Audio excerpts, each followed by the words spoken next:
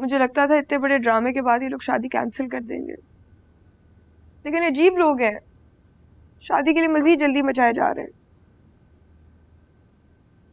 तुम मेरी बात सुनो, बस एक दफा अपने पापा को मेरे घर ले आओ, उसके बाद जितनी देर कहोगे मैं वेट कर लूंगी, प्रॉमिस। शबाब, मैंने बताया तुम्हें, जब तक इलेक्शंस चल रही है नामुमकिन है, और तुम बाबा को नहीं जानती, उन दोनों को गोली मार देंगे वो।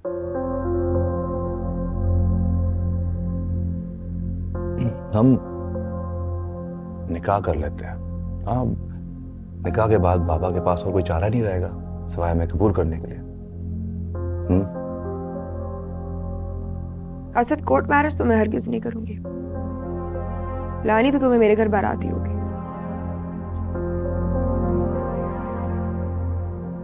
मेरी जान, मैं मना कब कर रहा हूं? मैं बस कह रहा हूं थोड़ा इंतजार कर लो।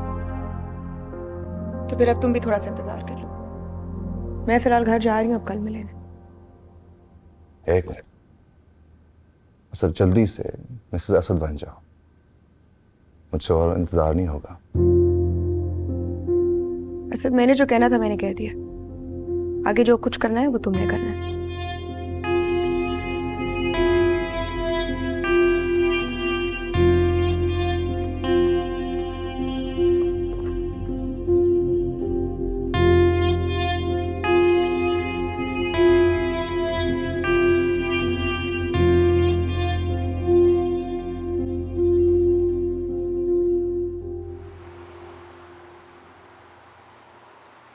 क्या अभी भी आप लोग चाहते हैं मैं नबील से शादी करूं? जब इस घर में मेरी कटी पिटी लाश आएगी ना, तब आप लोगों को मेरी बात पे यकीन आएगा। मेरी मासूमियत का कोई भरोसा ही नहीं है यहाँ पे। अपनी फजूल बातें बंद करो। कह तो ऐसे रही हो जैसे हम तुम्हें जानते नहीं है। अच्छी तरह जानते हैं कितनी सीधी सादी सी हो तुम। इससे बनने की कोई जरूरत नहीं है। हाँ हाँ, सारे फसाद की जड़ तो हुई मैं। आप लोग तो वैसे भी यही चाहते थे कि जब मुझ पे चची ने कातिलाना हमला किया है तो मैं असल में मर जाती, एक ही दफ़ा सबकी जान छूटती। और तुम दुरेफिशां ये जानते हुए कि चची ने मुझ पर कातिलाना हमला किया है, अपनी बहन से ज़्यादा चची जान का एहसास करती हो। वैसे मुझे बात तो बताएं, आप दोनों मुझे सड़क से उठा के लेकर आए थे हैं? शाला मैं क्या करूं? इस मसले का एक ही हल है अम्मी, इसकी शादी करवाएं और इसे भेजें।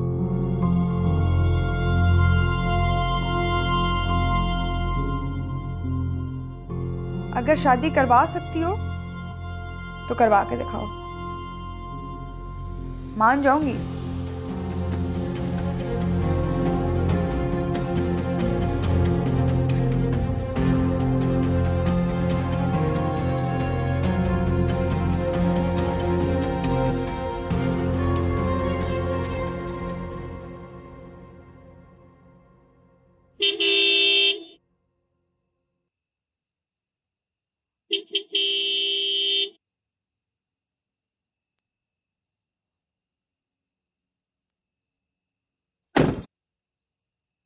आयतुल्ला खान,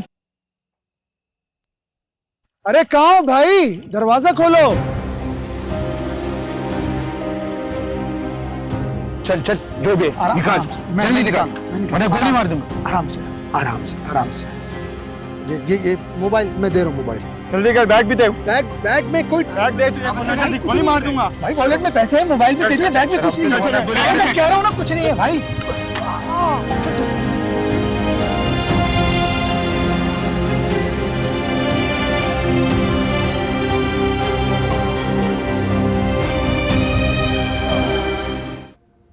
तुम्हारे अब्बू ने खाना खा लिया?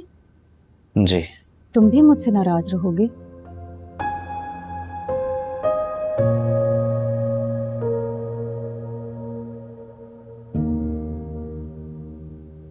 देखिए हमें हर एक अमल का एक रद्द अमल ज़रूर होता है, और मैं जानता हूँ कि दुरेशवार ने ज़रूर ऐसा कुछ किया होगा जिसकी वजह से आप इतना नाराज़ हैं। शुक्र है कि तुमने इतना सोचा, वरना तुम्हारे अब्बू तो। अरे आप फिक्र ना करें, अब्बू को तो आप जानती हैं, उनका गुस्सा भी ठंडा हो जाएगा। अम्मी, इस घर में आपकी जगह कोई नहीं ले सकता। अगर दुरेशवार ने अपनी जगह इस घर में बनानी है तो उसे मेहनत करनी होगी। मैं जानता हूँ कि वो जिद्दी है, खुदसर है, नादान है, लेकिन मैं ये भी जानता हूँ कि आप उसे थोड़ा वक्त दें, वो सुधर जाएगी और सब ठीक हो जाएगा। यानी मैं ये समझ लूं कि तुम रिवायती मर्दों की तरह शादी के बाद बीवी के पल्लू से नहीं बंधोगे? शादी के बाद माँ का मुकाम ना बदलता है और ना कम होता है। आप इस घर की बड़ी हैं, ये घर आपका है। आप इस घर की मालिकन हैं, बल्कि मलिका हैं। बस तो फिर तय है, आज के बाद शादी के जितने भी मामलात हैं ना, तुम सिर्फ मेरी सुनोगे। धन जीते रहो, खुश रहो। मगर एक वादा करेंगे आप मुझसे? अब आपने फिक्र नहीं करनी और ज्यादा सोचना नहीं। ठीक है। ओके।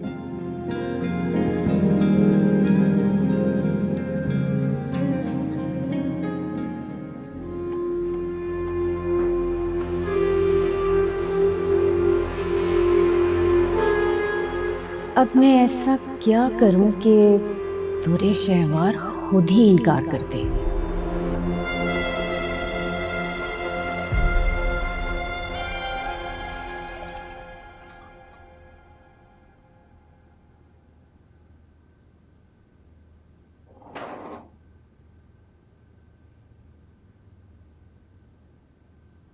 क्या हुआ, बाबा नहीं आ रहे? मैं बुला के लाती हूँ। ठहर जो, कोई फायदा नहीं है। क्यों?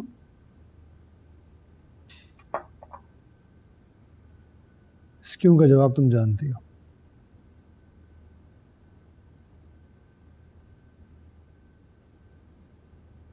अरे अब तुम्हारे मूड को क्या हो गया?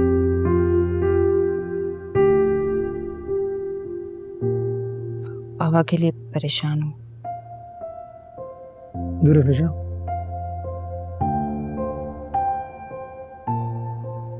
मुझे लगता है कि हमें कोई अच्छा सा रिश्ता देखकर बाबा की शादी कर देनी चाहिए। खुश रहेंगे वो। सीरियसली, उड़ियो से क्या कहती हो? बीना बिल्कुल पागल हो गया। ये लीजिए। अरे भाई, मजाक कर रहा था मैं तो। लेकिन कहीं ऐसा तो नहीं है कि हम बाबा के साथ ज्यादती करें और इस बात की रियलाइजेशन ही ना हो? जिंदगी में कुछ पाने के लिए कुछ खोना पड़ता है।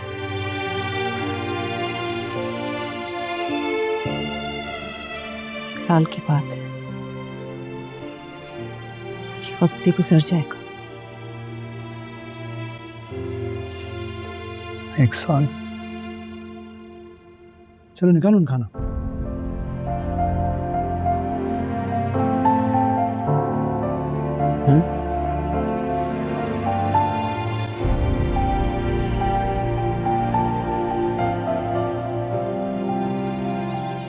आखिर तुम खुद को समझते क्या हो? ना तुम कॉल उठाते हो, ना तुम कॉल बैक करते हो। आखिरी दफा पूछ रही हूँ असद, सच सच बता दो, तुम्हारा अगर किसी और लड़की के साथ चक्कर चल रहा हुआ ना, जान से मार दूंगी। बोलो भी अब। मैं बाबा से अपनी और तुम्हारी शादी की बात करने गया था। सच्ची?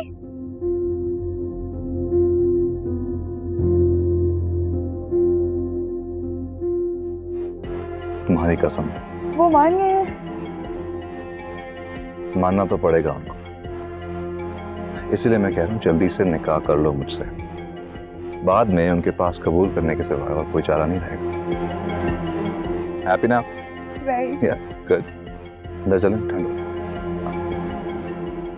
तो क्या मुझे दुखी होने का हक भी नहीं है? ऐसी बात नहीं है बाबा। मैं नहीं चाहती कि आप उदास हो। अच्छी तरह जानते हैं ना, जब आप उदास होते हैं तो मेरा दिल भी उदास हो जाता है। मैं चाहती हूँ आप हंसें, बोलें, खुश रहें पहले की तरह। तुम मेरी खुशी की सबसे बड़ी वजह अपने साथ लेकर जा रही हो और चाहती हो कि मैं खुश रहूं। जिस तरह आप और अम्मी दुखी हैं, आप दोनों को छोड़कर जाने के लिए मैं भी बहुत दुखी हूँ। क्या करूं, मजबूरी है। मजबूरी? कैसी मजबूरी?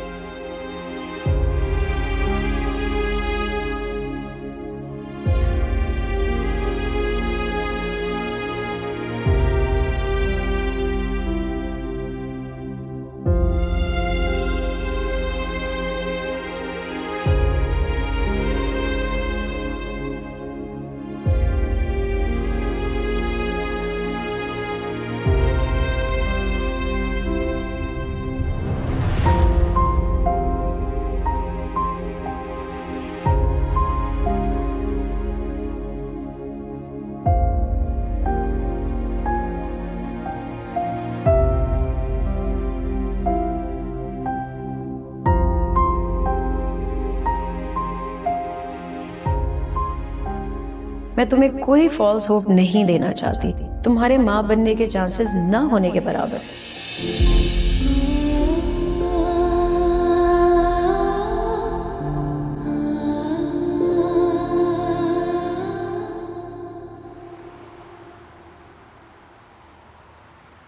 दुर्फिशा, तुम्हारा बहुत शुक्रिया। तुमने अपने चचा से बात की, वरना वो तो ऐसे हो गए थे कि जैसे मुझे हाथ से पकड़ के घर से निकाल देंगे। महज गलतफहमी की वजह से मैं ऐसा होने भी नहीं देती चची जान। आपको और चचा जान को मैंने हमेशा अपने वालिदैन की तरह समझा है। तुमने सिर्फ समझा ही नहीं है बेटा, साबित भी करके दिखाया है। जिस तरह से मजहर की बीमारी में तुमने उनका ख्याल रखा। बस मैंने कोई एहसान नहीं किया आप लोगों पर। दुनिया में कोई भी इंसान दूसरे इंसान की मदद नहीं कर सकता जब तक अल्लाह ना चाहे। अल्लाह ही है जो हमें दूसरे इंसान की मदद करने के लिए चुनता है। हम तो बस वसीला बनते हैं। जैसे कि आप लोग, आप और चचा जान ने भी तो हमारी बहुत मदद की है हमेशा। तुम्हारे लिए तो हर वक्त मेरे दिल से दुआ निकलती है। एक बात कहूँ, अपनी दुआओं में तुरे शहवार को भी याद रखा करें। वो दिल की बुरी नहीं है। शादी हो जाएगी ना तो आपके दिल में जो बदगुमानियां है ना उसके लिए वो दूर हो जाएंगी। बस जरा नादान है, ना समझ है। बोलने से पहले ना तो सोचती है और ना ही समझती है, और कोई बुराई नहीं है उसमें। अल्लाह करे कि सब कुछ ठीक हो जाए। मैं तो बच्चों की खुशियों में खुश होने वाली माँ हूँ, और फिर जब लड़का लड़की राजी हों तो मैं कौन होती हूँ दखल मदाखलत करने वाली। मैंने तुम्हारे लिए अच्छी सी चाय बना के लाती हूँ। तुम बैठो। नहीं, इसकी जरूरत नहीं है। आप लोग शाम को आ रहे हैं ना, चाय भी पियेंगे और खाना भी खाएंगे। बस आपने बुलाया तो फौरन आपसे मिलने आ गई। अभी तक अम्मी से मिली भी नहीं हूँ। मैंने सोचा पहले मैं अपनी चची जान से मिलना हूँ। मैं चलती हूँ। खुश रहो बेटा।